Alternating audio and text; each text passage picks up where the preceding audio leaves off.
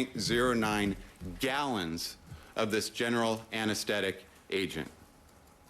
Just based on the orders alone, if you calculate from April 6th to the time of Michael's death of June 25th, in those 80 days, based on the orders, what was being shipped was 1,937 milligrams of propofol a day. And keep that number in mind when you hear the statements of Conrad Murray in regard to how much he administered on June 25th. Now I want to talk about what the evidence will show in regard to Michael's final days. What you'll learn is that on June 19th, 2009, Michael showed up for his rehearsal, and he was not in good shape. He was not in good shape at all. He had chills, he was trembling, he was cold, he was rambling. And Kenny Ortega, the co-director, co-choreographer of the production, from whom you will be hearing directly, was concerned.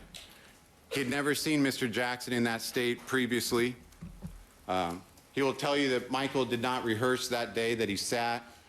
He will tell you that Michael was cold. He put a blanket around him. He provided him some chicken to eat. He massaged his feet to try to warm him. But that Michael ended up going home early that evening and not rehearsing because of the state, the physical state he was in. You also hear about the next day, June 20th, 2009. And what you'll hear is that there was a meeting called at Michael's house at 100 North Carrollwood. And at this meeting were Conrad Murray, the defendant, Michael, Kenny Ortega, Randy Phillips, and a discussion was had at that meeting about Michael's health, and more specifically about what had transpired the night before on June 19th. And what you'll hear from Kenny Ortega is that Conrad Murray took a very hostile tone.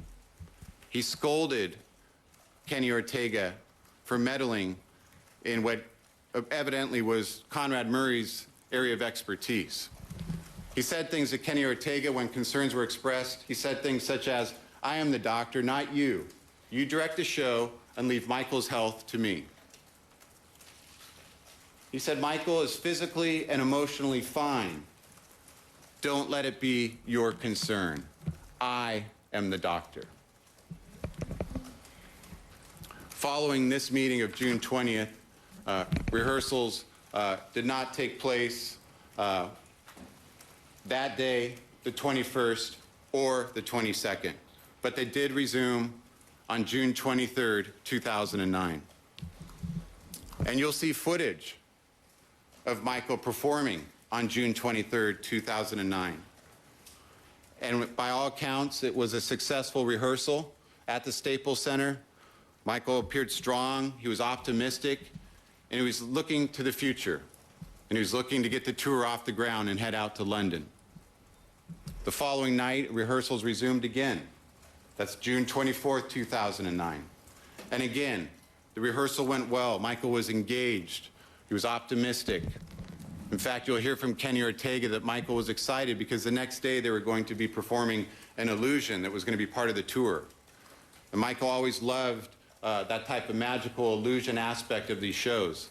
And so Kenny had told him that tomorrow we're going to do the illusion. And Michael was looking forward to coming back that next day to participate in that illusion. As you now know, he never returned to Staples Center. Following that rehearsal, the night of June 24th, 2009, Michael was taken home, and he arrived home at about 1 o'clock in the morning, which would be the morning of June 25th, 2009. What you'll learn is that it was customary that Conrad Murray would spend the night at the house, every night, sometimes only 6 nights a week, but nearly every night for at least 2 months, 2.5 months. In his own words, his purpose for being there was to put Michael to sleep with propofol. So when Michael and his security staff arrived at the house from Staples Center during those early morning hours of June 25th at around 1 o'clock in the morning, Conrad Murray's BMW was already parked in the driveway. Michael was brought into the house. Security was debriefed. The customary routine was followed.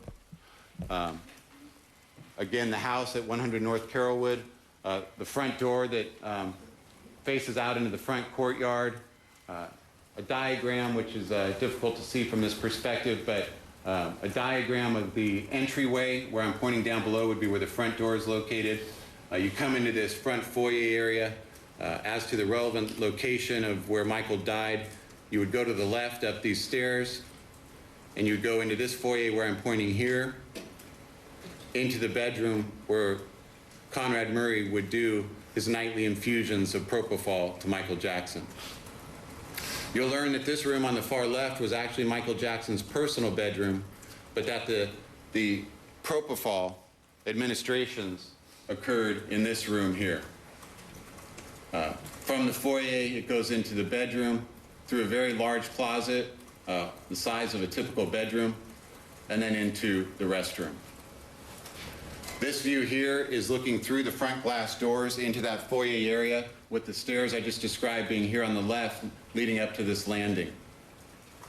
And again, just a blow-up of the diagram showing the relevant room where Michael Jackson received these propofol infusions.